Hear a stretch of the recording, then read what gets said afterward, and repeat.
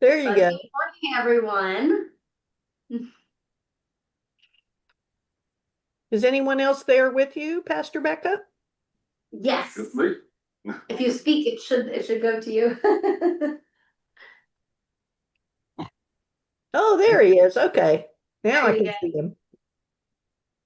Yep, it's just us this morning. Judy might join us, but we'll see. And Sherry's on vacation. No, nice. Yeah, she's up in New England enjoying the fall colors. Well, we are good to begin whenever you are ready. Okay, well, I think we're at chapter 13, verse 4. Does that sound right to everybody? Yes, that's where my Bible is opening. Okay. We ended last time with that lovely exclamation, people are kissing calves. Definitely How can you be so, remember that. how can you be so stupid? Okay, well then let's keep reading. Yeah, so we have this wonderful God referring to how things have been so far. I've been the Lord your God ever since the land of Egypt.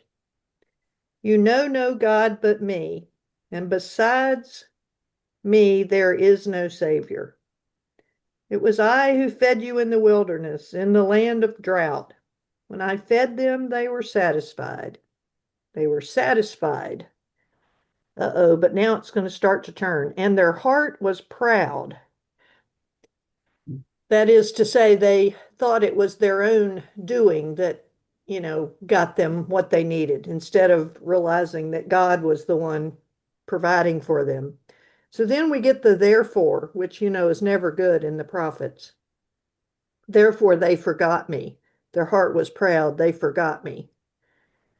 So I will become like a lion to them, like a leopard. I will lurk beside the way. I will fall upon them like a bear robbed of her cubs, and will tear open the covering of their heart. There I will devour them like a lion, as a wild animal would mangle them. That's pretty frightening. I mean, you got a lion, a leopard, a bear, a lion again, and then just the generic wild animal. In case you didn't get the message. It's pretty scary. Um, I will destroy you, O Israel. Who can help you? Where now is your king that he may save you? Where in all your cities are your rulers of whom you said, give me a king and rulers? I gave you a king in my anger, and I took him away in my wrath. I think we talked about this one other time about how the people wanted a king so they could be like other nations, right? And have a king. And of course, that by asking for a king, they were insulting God because God is supposed to be the king. Um, but they insisted. And so, um, right, God told Samuel to go ahead and um, anoint Saul as the king, which then, of course, didn't turn out so well. So then we had to move on to David. But anyway, the point now is how is the king going to save you? You wanted a king. Okay, let's see what he can do. Not much compared to wild animals. Anything about that you want to say? You guys are a quiet bunch. Good illustration. Good job. I love this next little paragraph. Ephraim's iniquity is bound up. His sin is kept in store, as if it's stored up in a storehouse, in a warehouse. The pangs of childbirth come for him, but he is an unwise son. For at the proper time he does not present himself at the mouth of the womb. He's so stupid he can't even get himself born. When it's time to be born, he doesn't present himself so that he can be born out of the womb. I mean, that's a pretty amazing image of somebody so stupid they can't even get born. Right? I wanted to read you what the Jewish Study Bible has a commentary about this section. I think it's really interesting. Um, a metaphor, it says, in which the son is partially compared to a woman in labor. The son will suffer the pains associated with childbirth. This child is so unwise that at the right time he resists birth, endangering himself and the one who gives birth, and prolonging her and his pain. Isn't that interesting, right? I mean, it's one thing to say the son is so stupid he can't get born, but of course that's endangering the mother by not, right, not having the child at the proper time. She could die and he could die as well. So his actions, in this case Israel's, what's happening is Israel's actions are even endangering God, who here is the one giving birth, right? So it's dangerous for both parties. And then the Jewish Study Bible goes on to say the birth here symbolizes the turning of the heart necessary for a new beginning. In other words, if Ephraim repents soon, it will end its suffering and begin a new era of divine blessing. But Ephraim, a foolish son, does not do so. So here the author is using birth as the metaphor for new life, right? Of course, and saying that Ephraim is so stupid or so ignorant of God that he doesn't see the new life that God is presenting him at the present moment, and instead endangers both his own safety and the safety of God, the safety of the mother. Isn't that a great image? I just think that's really powerful. Something we can all relate to too. It makes sense. Okay, now we have a really important verse to look at. Shall I ransom them from the power of Sheol? Sheol, you know, is just the place of the dead. It's like a grave, just the place where the dead go. Shall I redeem them from death? O death, where are your plagues? O Sheol, where is your destruction? Compassion is hidden from my eyes. So what's happening here is um, these questions are, shall I ransom them from the power of Sheol? The answer is supposed to be no. The questions are written in a way that the answer is no. Shall I redeem them from death? No. And then calling on death and Sheol as if they were animated objects, calling on them to come and bring their plagues and their destruction on Ephraim, on Israel, because compassion is hidden from my eyes. What's really interesting about this verse is that it's repeated in 1 Corinthians 15:55. Only it's turned on its head there. 1 Corinthians, you know, Paul's letter to the Corinthians. And in chapter 15, he's talking about resurrection and the nature of the resurrection and the new life of resurrection. So he goes on about, I'll just read this part to you. I tell you a mystery. We will not all die, but we will all be changed in a moment, in the twinkling of an eye, at the last trumpet. For the trumpet will sound, and the dead will be raised imperishable, and we will be changed.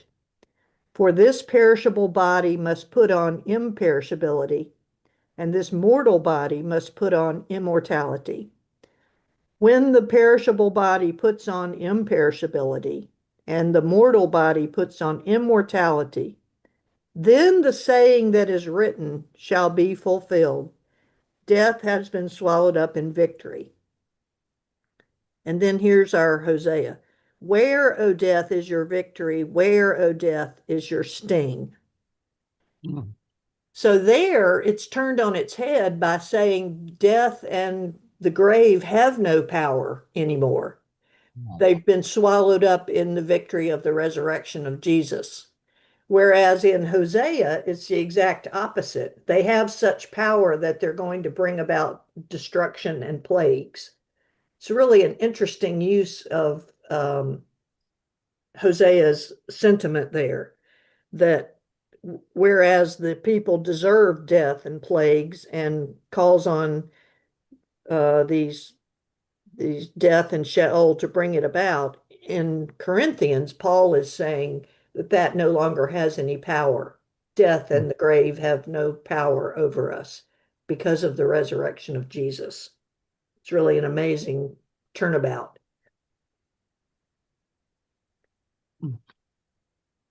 Questions about that? Comment? What was the verse in Corinthians? 1 Corinthians 15:55. It's a long chapter. 1 Corinthians 15:55. Yeah.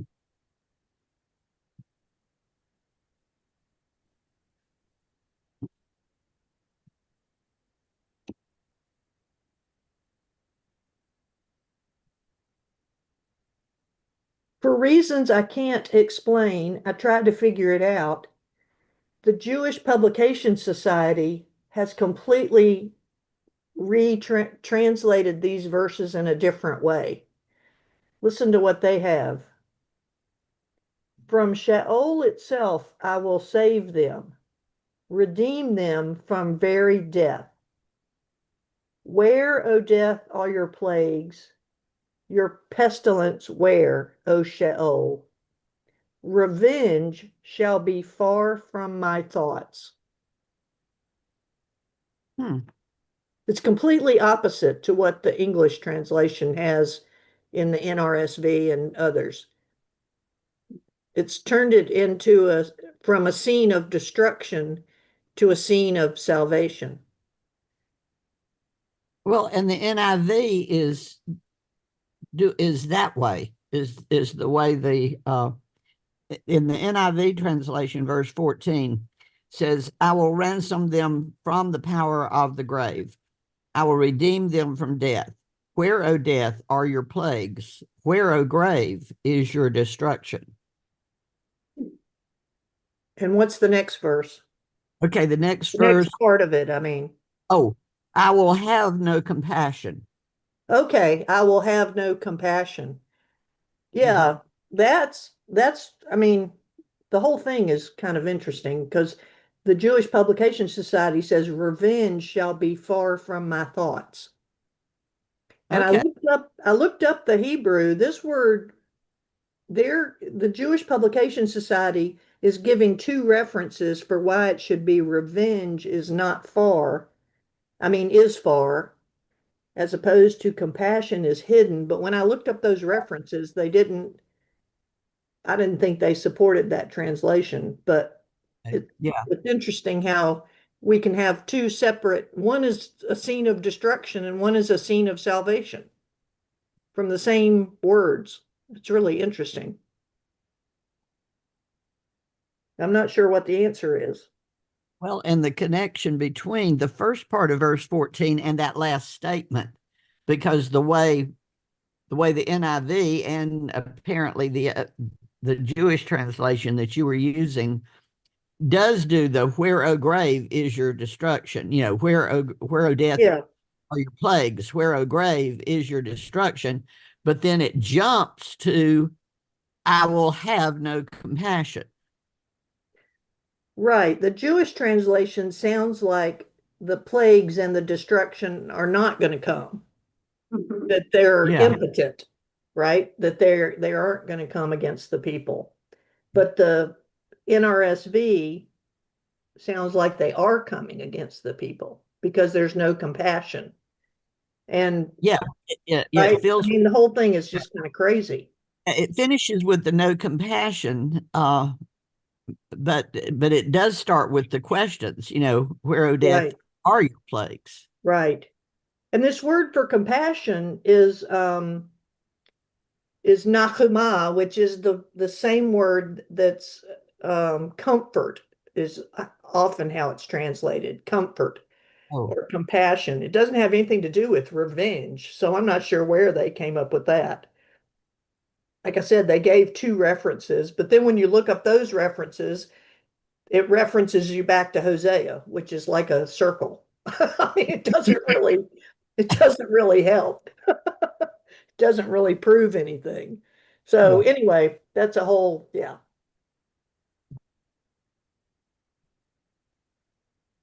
that's a whole thing. Okay, let's keep going. Yeah, and then the next thing is about more punishment. So I don't see how there can be this little salvation thing right in the middle, right? I mean, we heard about how he's so stupid he can't get born. The king's not going to help him. You got all these wild animals coming after him. You wouldn't just throw right in there, that he's not going to be destroyed because we're Mm, going to keep reading about destruction right here. Although he may flourish among rushes, understood of Egypt. Egypt is where the rushes grow um, along the Nile. So that means he thinks he can flourish in Egypt. The east wind shall come, a, a blast from the Lord, rising from the wilderness. And his fountain shall dry up, his spring shall be parched. It shall strip his treasury of every precious thing. So there's more destruction. hmm Right? You think your kings can help you? No. You think Egypt can help you? No, because the east wind's going to come and destroy everything, which it does often. Samaria shall bear her guilt, another name for the northern kingdom, because she has rebelled against her God. They shall fall by the sword, understood of Assyria, as the army comes marching through. Their little ones shall be dashed in pieces, and their pregnant women ripped open. Well, that's not good, obviously. So there's this whole thing is about, right, starts out, I mean, the part we started with of I was the one who looked after you ever since the land of Egypt, but you've become proud and rebelled against me, forgot me. Therefore, you're going to be destroyed, whether hmm it's by wild animals or your king won't save you. Um, Plagues and destruction and east wind and sword. I mean, all those things are agents of destruction. So punishment is coming. mm. But now we have some good news. Finally. Return, O Israel, to the Lord your God, for you have stumbled because of your iniquity. Take words with you and return to the Lord. Say to him, to the Lord, that is, say to the Lord, take away all guilt. No, I guess this is say, yeah, accept that which is good, and we will offer the fruit of our lips. Assyria will not save us. We will not ride upon horses in the army. We will say no more, our God, to the work of our hands. In other words, we'll stop making idols. We'll stop worshiping idols. In you, the orphan finds mercy. So return to God, turn away from Assyria, thinking that you can appease that kind of military power. Turn away from idols. Come back to God.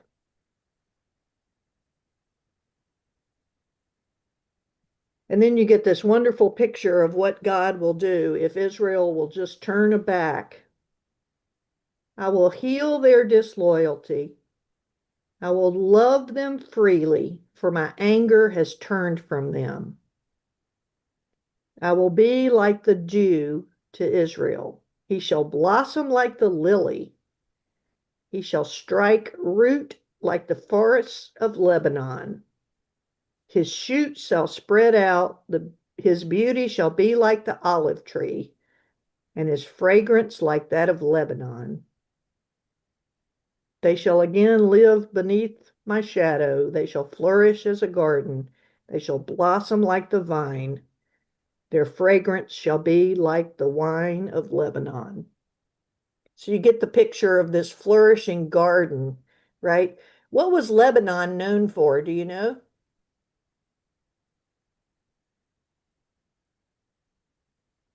What The cedars of Lebanon? exactly? Good. The cedars of Lebanon, right? The tall, straight, sturdy trees that were even used to build the temple in Jerusalem. Solomon contracted with the king of Lebanon to have the trees cut and brought down to Israel to build the temple. Because Israel doesn't have tall, sturdy, straight trees, but Lebanon does. And you know how good cedar smells, right? I was going to say, Yeah. Yeah. uh, So that's the fragrance like that of Lebanon. If you had a forest of cedars, that would really smell good. Um, and wine, of course, grapes and all that is, um, and even the lily, right? I mean, it's just this wonderful picture of um, plants flourishing when God provides for them. yeah, the closets in my home where I grew up were lined with cedar. Mm, And also the cedars keep the moths away, I think. mhm. Yes. Yeah, I have my mother's cedar chest, Right. right? But Yeah. yeah, I have, yeah, yeah. which I store blankets in. Mm, Yeah. yeah. Oh, Ephraim, what have I to do with idols? It is I who answer and look after you. I'm like an evergreen cypress. Your faithfulness comes from me. Those who are wise understand these things. Those who are discerning know them. There's that word know again. It's been showing up all over the place. For the ways of the Lord are right, and the upright walk in them, but transgressors stumble in them. So it ends, even though we've heard about all this destruction and everything Hosea has been railing about, this last chapter is really hopeful that the people will return, and if they do, God will make them flourish like a garden and be to them like an evergreen cypress, right? Always there to provide for their needs and to teach them what they need to know so that they will be upright, walk in the ways of the Lord.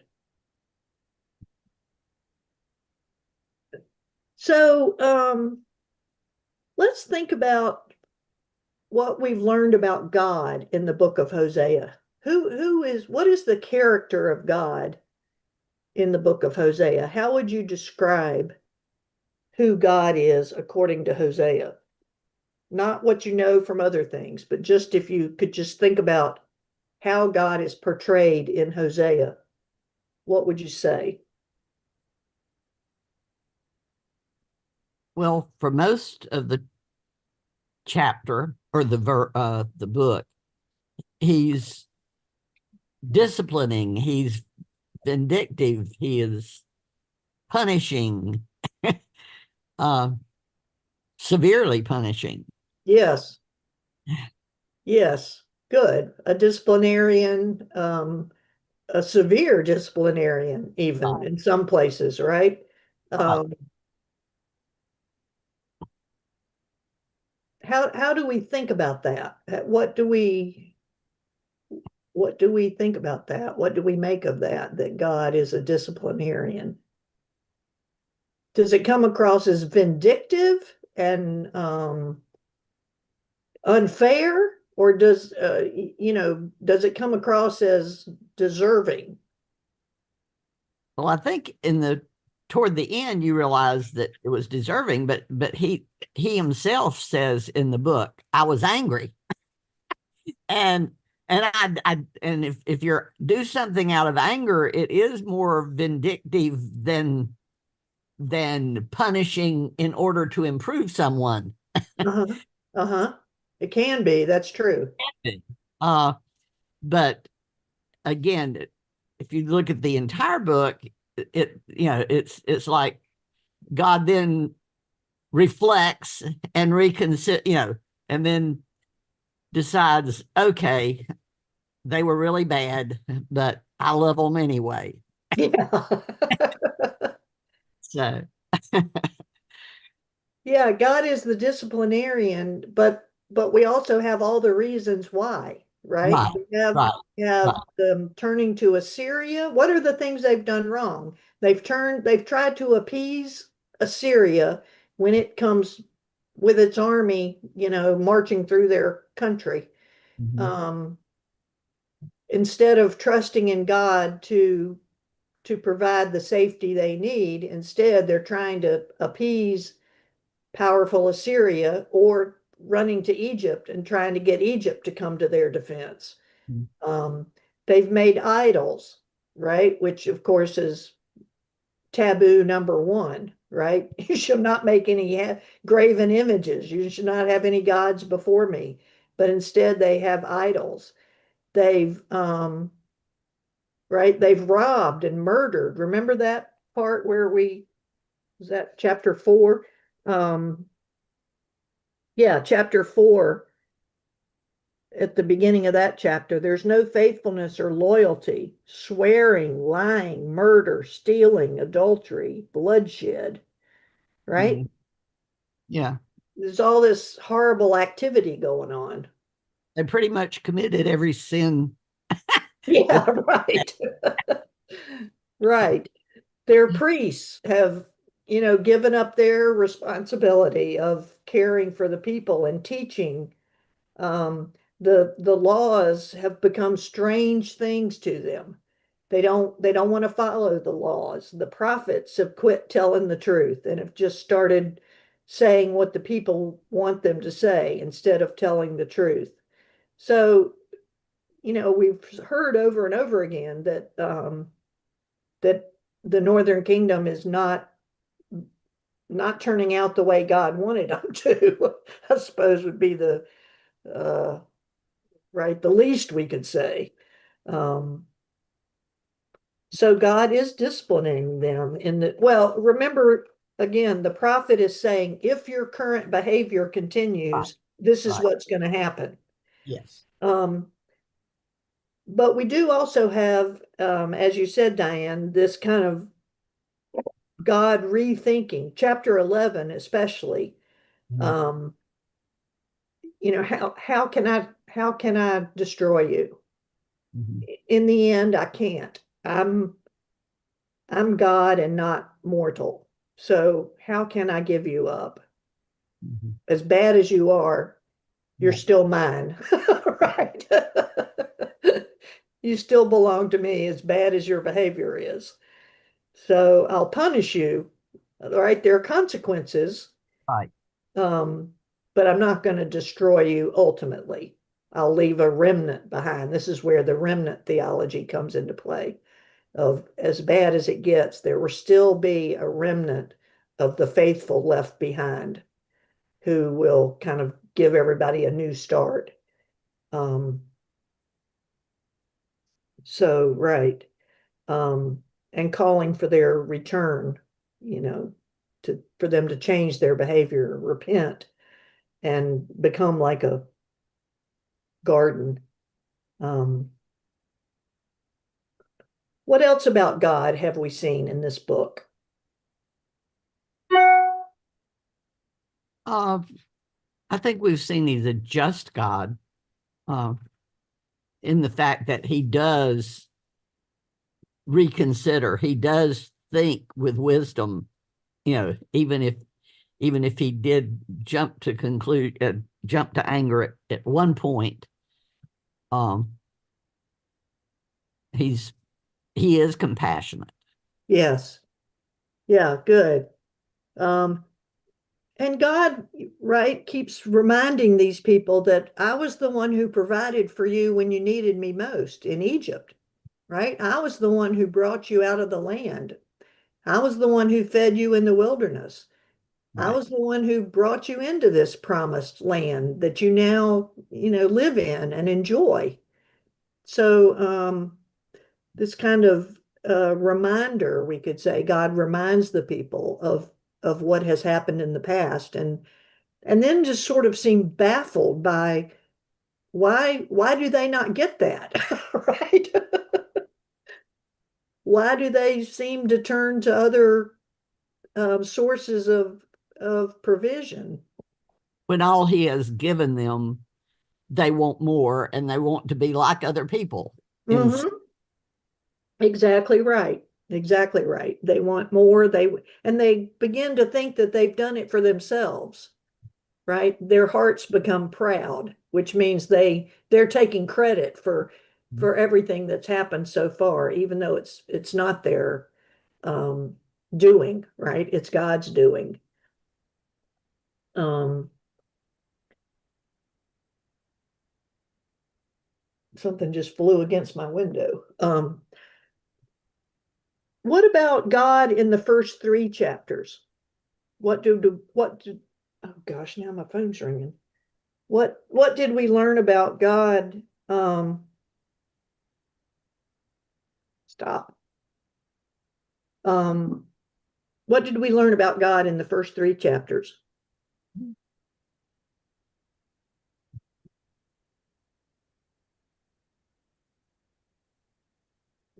Having to look back. Yeah, what were first three chapters about? That's Hosea and wife and children, Gomer and the children. Exactly. And the story there, right? Gomer was a prostitute, Right. and Hosea went and married her, and then she left and went back to her prostitute ways. And God told Hosea to go get her and bring her back home and marry her again. So, what does that tell us about God?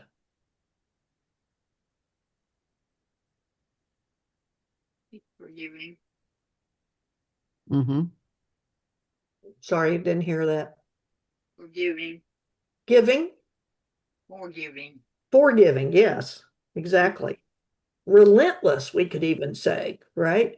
Relentless in pursuing, um, in this metaphor, in pursuing Gomer, um, even though she continued to sin. Um, God didn't give up, right? Kept sending Hosea to find her and bring her back. Um, and of course, the children's names indicating the problem with the Northern Kingdom of not my people, no compassion, um, sowing discord. But then when they come home, when they turn back to God, then their names are changed to my people, sowing faithfulness and compassion. So, okay, well, I'll tell you this. When I was studying all this stuff, it's hard to keep these prophets separate sometimes. It's hard to figure out, what did Amos say? What did Hosea say? What did Isaiah say? Jeremiah, all the Joel, et cetera, et cetera. So I came up with um, we're what am I trying to say? Ideas that correspond to the letters Hosea. Mm-hmm. So, for instance, H is for harlotry. H is for harlotry. What does harlotry mean? It's a fancy word. Well, being a prostitute. Yes, exactly. Adultery, right? In this case, spiritual adultery, turning to idols, um, being involved with the Canaanite fertility religion instead of worship of God. That the Northern Kingdom has played the harlot, so to speak. So H for Hosea, H is for harlotry or spiritual adultery. Um, O is for omission of the knowledge of God. Omission of the knowledge of God. Knowledge of God is one of the themes that shows up in Hosea. The the word know or knowledge, that word shows up 17 times in this book, which is quite a lot for 14 chapters. So the basis of the lawsuit that starts in chapter 4 is that there is no knowledge of God in the land. That's that's the crime they're being charged with. No knowledge of God. So O is for omission of the knowledge of God. S is for the Sinai covenant is broken. So we talked about how the crimes are listed in chapter 4. And then in chapter 8, we see that they've broken the covenant, and that these laws, this Sinai covenant, is a strange thing to them. They just act like they've never heard it before, even though, of course, they have. So S is for the Sinai covenant is broken. E is for evil deeds committed besides the laws, where there's false weights. Remember, we read about the false scales that the merchants are using to try to get more. That's in chapter 12. Try to get more profit. Trying to see where that is.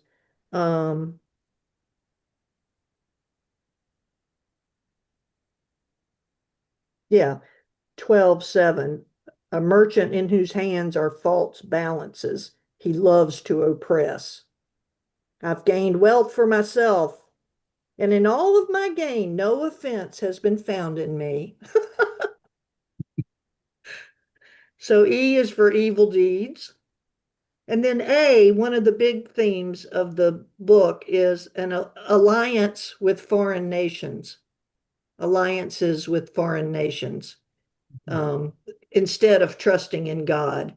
So Ephraim, the northern kingdom, goes to Assyria, tries to appease Assyria, or goes to Egypt, trying to get them to help, seeking lovers in Assyria. Over and over again, we hear how they're depending on these alliances with Assyria or Egypt, instead of trusting in God. So you have harlotry, omission of the knowledge of God, the Sinai covenant broken, evil deeds, and alliances. So Hosea. That's what I learned to keep the themes of Hosea, the major themes of Hosea.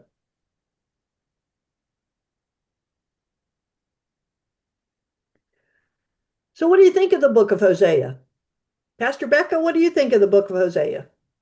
I love it. I love the illustration of like marriage. It used to be one of my favorite books, and I hadn't read it in probably like 3 years.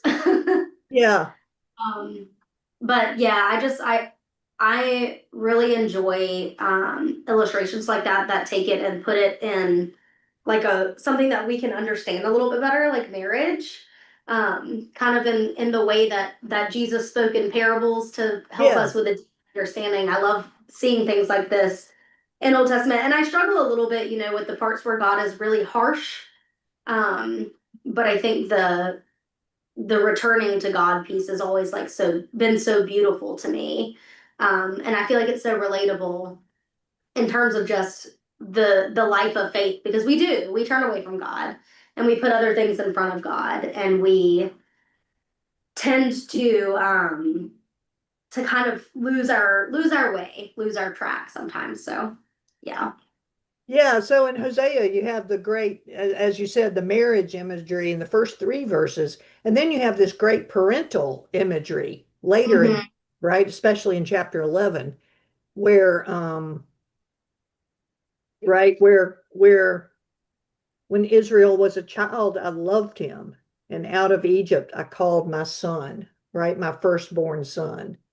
So this wonderful parental imagery of picking him up and holding him up to my cheek so I can have that baby smell, and teaching him how to walk and holding his hand and just all that great imagery is just fantastic. The part there about the Ephraim like resisting birth piece, like I Yeah, had never noticed that before, and I really love that because it is like again so relatable, but a little too relatable. But it's really that idea of like this thing is really good for you and you don't notice it. It reminds me of that Paul Harvey story of the birds, where the guy is like trying to get he's trying to like get the birds to go into his barn in the snow because he's like I have a safe place for you, but he couldn't communicate with the birds. yeah, And so this idea, and I see God in that way a lot, where like the whole Old Testament to me is just God trying to communicate with God's people and God's people just being so confused. And yeah, even with like the disciples, right? Poor Peter never gets it. exactly. But it's such a good image of like, man, you guys just don't get it. Like I want this beautiful thing for you, and you're resisting it, and that is harmful to both you and to me. So that image was really cool to me and something that I've never picked up on before. And also the last time I read this book, I didn't have children, so I wouldn't have noticed it as much. Yeah, But it's interesting how it puts it into perspective. Like I'm in a different part of my life than I was when I used to love this book. I'm married, I have children, and so the parental images and the marriage images really hit me a lot harder. yeah, yeah. I honestly had never really noticed that much either about he's so stupid he can't even get born, right? That something that's good for the mother and the child just is not happening, right? And you're endangering us both. But I That's think too, I don't see it as much as like stupid as like he's in this like nice, cozy, comfortable place, right? And yeah, so it's going out of your comfort zone and you don't know that what you're going into is as comfortable as what you're in now. You don't know that what you are about to experience is just as life-giving, if not better. yes. Um, because I do think of like babies in the womb, like why would they want to come out? They're comfy, they got everything they need. Yeah, And that's how exactly. often is that us being so comfortable that we just don't want to move. Yeah, yeah. And I think it is poignant that when we resist where God is trying to lead us, it hurts God. Mm-hmm. I mean, I don't think we normally think that. Think that God is God and can't be hurt. But you see in the book of Hosea how connected God is with this people. And when they aren't as aren't faithful to God's wishes, it really hurts God. God agonizes in the book of Hosea about what to do over these people. Hmm. And I don't think we normally think about God as agonizing over something, Hmm. but it shows just how much God cares about the people. And how patient, Oh my goodness. how patient he is. I'd have given up on these people a long time ago. Yeah. And I had never, well, as we were reading Hosea, when you were summarizing the first three chapters, it almost made me think it could almost be thought of, or I started thinking of it as almost a parable because Hosea marries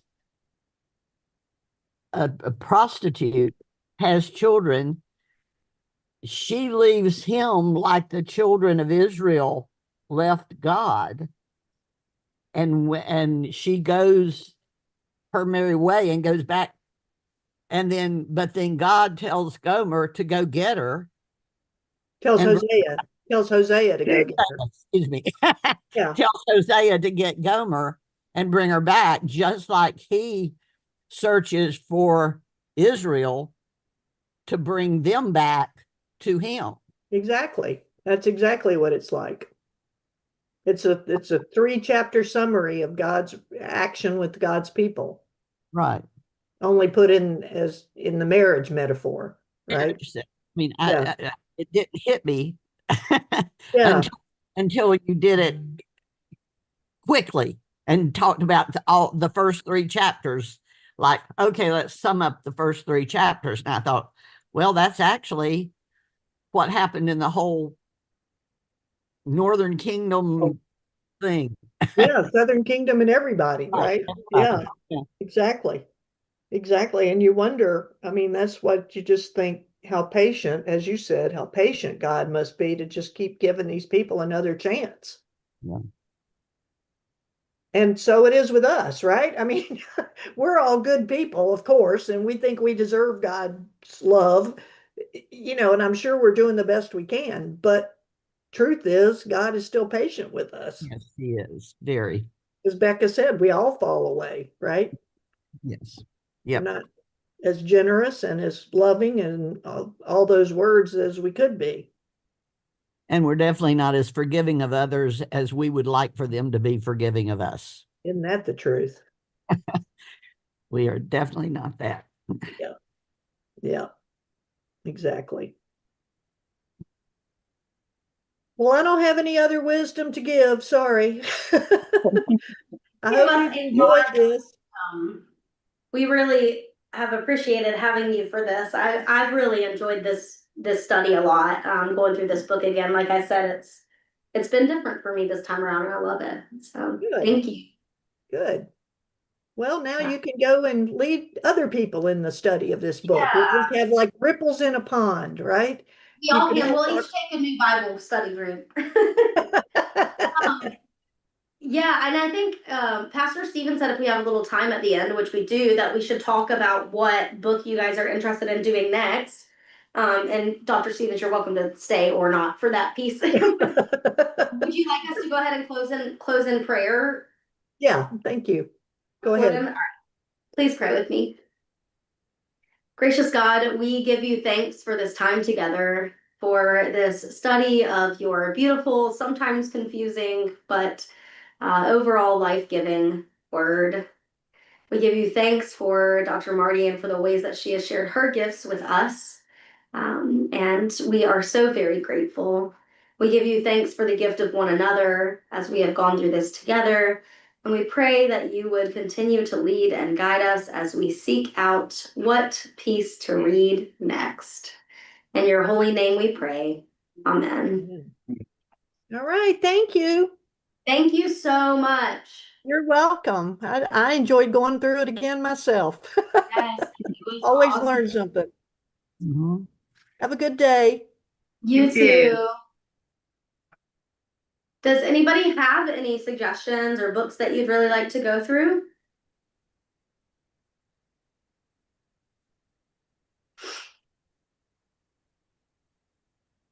Looking at you, Michael. Well, if you don't, Pastor Stephen and I, I'm sure, can come up with something. But figured we'd throw it out here first. Well, I haven't thought about it. To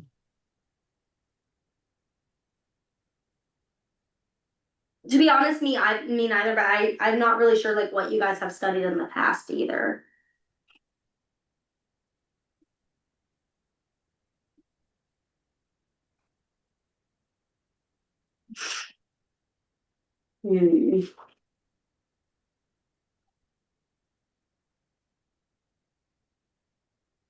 I've never studied Daniel, but I don't know, so I don't know whether it would be a good one or not. But I'll write it down.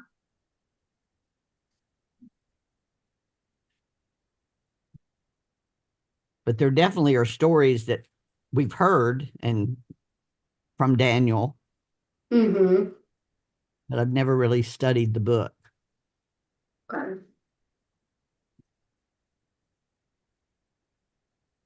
Well, if you guys think of anything, just email Pastor Steven and let him know. I know I kind of put you on the spot asking that question, so, but we can go ahead and end, and then I've written down Daniel, and if anybody else comes up with anything that you would like to be considered for study, just let us know, okay? I think the minor prophets we don't really study a lot. Mm-hmm. I agree. Yeah.